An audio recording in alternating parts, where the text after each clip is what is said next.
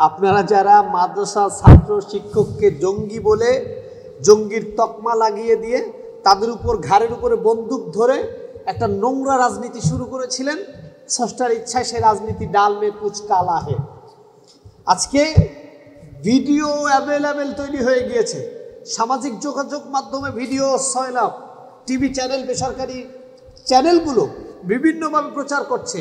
বাংলাদেশে অধিকাংশ মন্দির যখন বাংলাদেশে হিন্দু সম্প্রদায়ের উপরে, খ্রিস্টান সম্প্রদায়ের উপরে, এমনকি শুধু যে হিন্দু খ্রিস্টান তা নয়, বিভিন্ন সংস্থা, বিভিন্ন স্থাপনার উপরে যখন আক্রমণ চালানো হচ্ছে, তখন জীবন বাজি রেখে হিন্দু সম্প্রদায়ের মন্দির, তাদের যে ইবাদত বা উপাসনালয়, সেটা পাহারা দিচ্ছে মাদ্রাসার ছাত্ররা।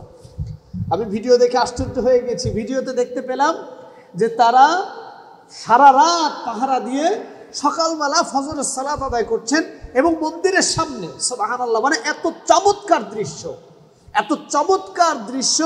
যারা সুশীল সমাজ মাদ্রাসা নিয়ে কথা বলে, ছাত্রদেরকে নিয়ে কথা বলে, এবং মাদ্রাসার ছাত্রদেরকে নিয়ে যারা কথা বলে, তাদের এখনো যদি লজ্জা না হয়, লজ্জা হবে কবে? আপনারা আশ্চর্য হবেন, যিনি এটা শেয়ার করেছেন একজন হিন্দু ভদ্রলোক। আমরা ভিডিওতে দেখেছি কি সুন্দরভাবে, কোথাও দেখেছি তারা দাঁড়িয়ে আছে লাঠি হাতে, কোথাও দেখেছি মানে কোনোভাবে যেন আমার দেশকে কেউ কলঙ্কিত করতে না পারে। যেমন স্বাধীনতা এবং দেশের পক্ষে তারা কাজ করছে, তেমন অন্য ধর্মের নিরাপত্তা যে মুসলমানরা দিতে পারে তার নিশ্চয়তা করছে। আমার ধর্মের কারণে কোনো বৈষম্য সৃষ্টি না হয় সেটার উদাহরণ সৃষ্টি করবার জন্য হিন্দু ধর্মের উপাসনালয়ের সামনে বসে ফজরের সালাত আদায় করছে, তাদের নিরাপত্তা নিশ্চিত করবার জন্য। এরপরেও কি আপনি বলবেন মাদ্রাসার যারা পড়ালেখা করে তারা জঙ্গি, তারা সাম্প্রদায়িক উস্কানি দেয়?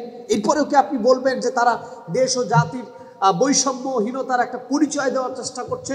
আপনি বিবেকবান যদি হয়ে থাকেন, এটা শুধু আজকে নয়, আগে থেকে কখনোই মাদ্রাসার ছাত্ররা, মাদ্রাসার শিক্ষকেরা, আলেমেরা, ফকিরা, মুহাদ্দিসরা, মুফাসসিররা কখনোই কোনো সময় কোনো ধরনের এই ধরনের নোংরা, এই ধরনের বাজে কার্যক্রমে কখনোই অংশগ্রহণ করেন নাই। তারা একটা ভিন্ন চিন্তা চেতনা থেকে নিজেদেরকে উপস্থাপন করেছে, আর সেটাকে আজকে কোন জায়গায় নিয়ে দাঁড় করিয়ে রাখা হলো আমরা বুঝতে পারছি না।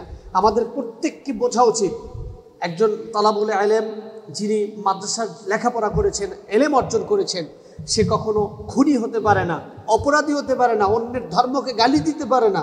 একটা মাদ্রাসার ছাত্র সে কখনোই আপনার ধর্মের প্রতি অনীহা প্রকাশ করতে পারে না। আপনার মন্দির, আপনার গির্জা, আমাদের মাদ্রাসায় শিক্ষা দেওয়া হয় যে অন্যের ধর্মকে হেফাজত করো। রাসূল আকরাম সাল্লাল্লাহু আলাইহি ওয়াসাল্লাম বলেছেন, তুমি তোমার নিজের ধর্মকে যেভাবে ভালোবাসো, অন্যের ধর্মকে সেভাবে ভালোবাসো। আল্লাহর পয়গম্বর মুহাম্মদুর রাসূলুল্লাহ সেখানে ধর্মীয় শিক্ষা আমাদেরকে এভাবে দিয়েছেন। সেখানে মাদ্রাসার ছাত্র, মাদ্রাসার শিক্ষক, মাদ্রাসাকে নিয়ে যারা কথা বলে, আমি বলবো আপনাদের এখনো সতর্ক হওয়া উচিত, এই নোংরা মানসিকতা পরিবর্তন করা উচিত।